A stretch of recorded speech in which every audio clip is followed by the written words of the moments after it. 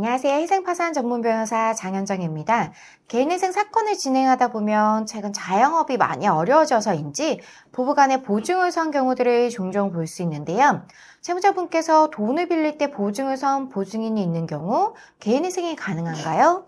또 보증인의 경우에는 돈을 빌릴 때 보증을 서달라고 해서 보증을 섰는데 개인회생을 할 수 있나요?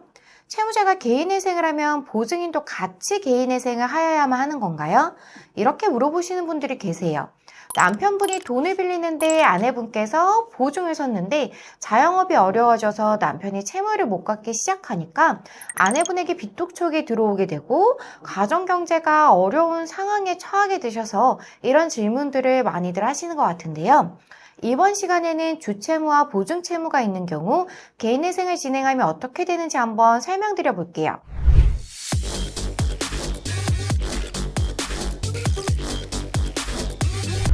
여러분 우선 보증인이 뭔지는 잘 알고 계시죠? 보증인은 주채무자가 채무를 이행하지 않는 경우에 그 채무를 대신 이행할 종된 채무를 부담하는 사람을 의미하는데요.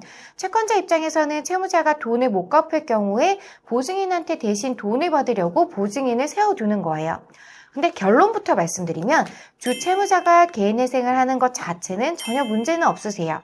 마찬가지로 보증인이 개별적으로 개인회생하는 것 자체도 전혀 문제가 없으세요. 그런데 여기서 주의할 시점이 있어요. 주채무자는 개인회생을 진행하지 않고 보증인만 개인회생을 진행하는 경우 주채무자의 채무에는 미치는 영향은 없다라고 보시면 될 것 같긴 한데요. 채권자 입장에서는 원래는 주채무자가 돈을 못 갚으면 보증인한테 청구해서 돈을 갚는 건데 보증인이 개인회생에 들어가게 되면 주채무자에게 청구할 권리는 여전히 남아있게 되는 거죠. 그럼 반대로 주채무자가 개인회생을 진행하고 보증인이 개인회생을 진행하지 않는 경우 주채무자의 채무만 탕감되고 보증인의 채무는 탕감되지 않고 그대로 남아있게 돼요. 주채무자인 채무자분이 개인회생을 한다고 하더라도 돈을 못 갚으면 대신 갚기로 한 보증인의 채무는 소멸하지 않고 그대로 남아있다고 보시면 되는 건데요. 그러면 채권자 입장에서는 주채무자가 빌려간 돈을 못 갚는 상황이 되니까 보증인한테 보증인인 당신이 대신 갚아라 라고 청구를 하게 될 것인데요.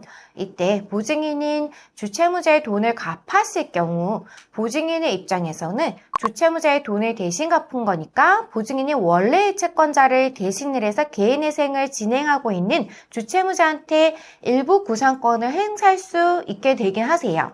그래서 채권자는 보증인한테 돈을 다 받은 경우에는 개인회생 절차에서는 빠지게 되고 돈을 대신 갚아준 보증인이 구성권자로서 개인회생 채권자가 되고 개인회생 절차에서 주채무자의 변제율만큼 일부 자신의 권리를 주장할 수 있게 되는 거죠.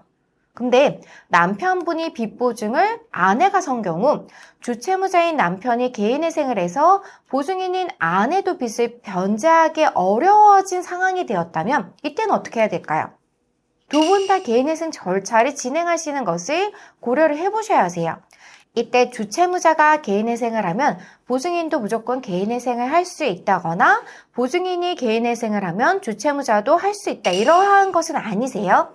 주채무자, 보증인 각각 개인회생을 할 수 있는 조건을 갖추어야지만 개인회생 절차는 진행할 수 있는데 주채무자가 개인회생을 했고 보증인도 돈을 못 갚는 상황이라고 하면 보증인은 보증인대로 개인회생 절차를 별도로 진행을 해야지 보증채무를 감면받을 수 있게 되는 거고 보증채무를 탕감받을 수 있게 되는 거라서 주채무자가 빚을 못 갚는 상황인데 보증인에게 채무가 넘어가서 보증인도 빚을 못 갚는 상황이라면 두 분 다 독립적으로 개인회생 절차를 진행해야 한다는 것을 꼭 알고 계시면 좋을 것 같아요.